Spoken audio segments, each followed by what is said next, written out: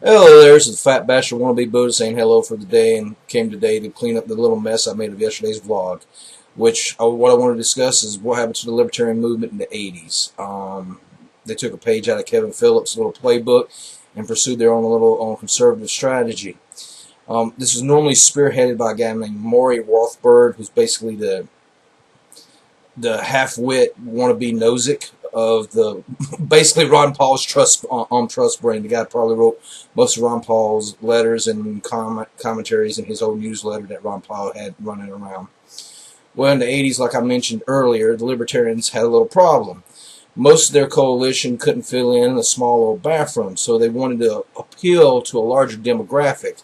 And they had seen what happened with the Reagan coalition of cobbling together poor white Southerners and getting them to vote against their best interests. So, hey, they thought there was a great fit between state rights and natural rights and all the other nonsense that goes along with patriarchy. So they cobbled together. Pretty well started, in my opinion, when, who was it, David Koch ran for the vice president nominee in 1980, I vaguely remember that. What I do remember is being a young punk kid in South Carolina, in the little area called Greer, and I used to go to the movie theater called Bijou Cinema. And what would happen every Saturday or Sunday when you go down there, you would be accosted by folks from Bob Jones University, which was great fun and sport for a young punk like me, who would love to engage these folks in dialogue, debate, and well, I wouldn't call it debate. It was like beating little children.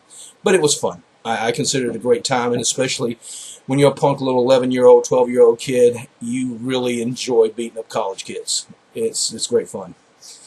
At least intellectually, and sometimes physically. So what I started noticing with my little engagement with these folks is their discourse had changed radically. It used to be the standard states' rights issues and the don't tread on me, mixed in with some biblical nonsense that they would peddle at their little university.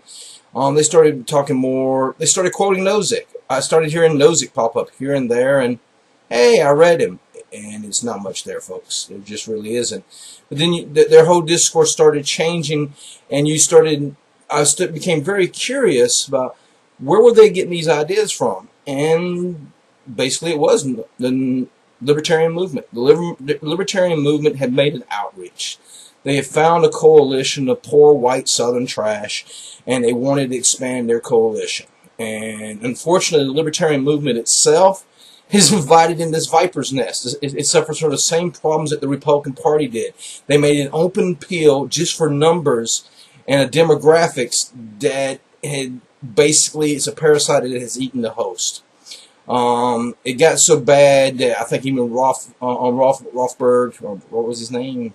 Rothbard, Murray Rothbard, and Lou Rockwell and the boys almost got kicked out, or they formed their own little portion of the libertarian movement, paleo-libertarians, which is states' rights, neo-Confederate nonsense. This is the same animal, in my opinion, that the Republican Party is re-inviting back into its party and its wings. They're going to hopefully tack on enough libertarianism to make an appeal to the younger generations, but I don't see them going hardcore on this. They just can't.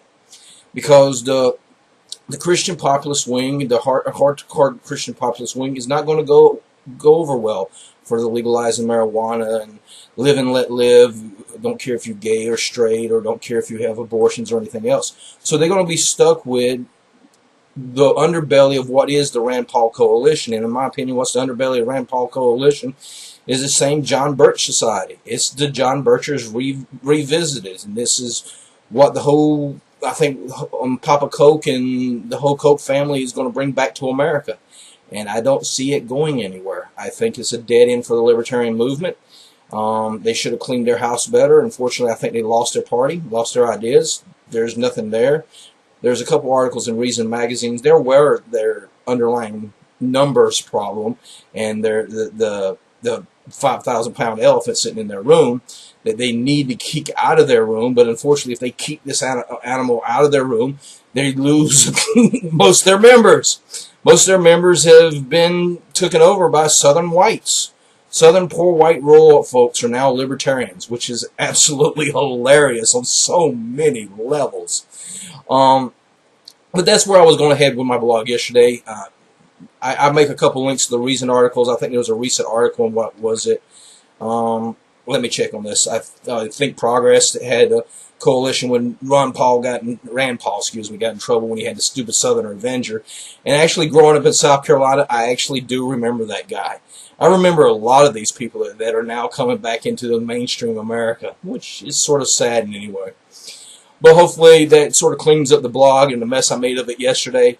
And hopefully I can get to something else today a little bit later on, if I find my courage or whatever it is. Oh, another self-deprecating humor. Sorry about that, folks. It's who I am.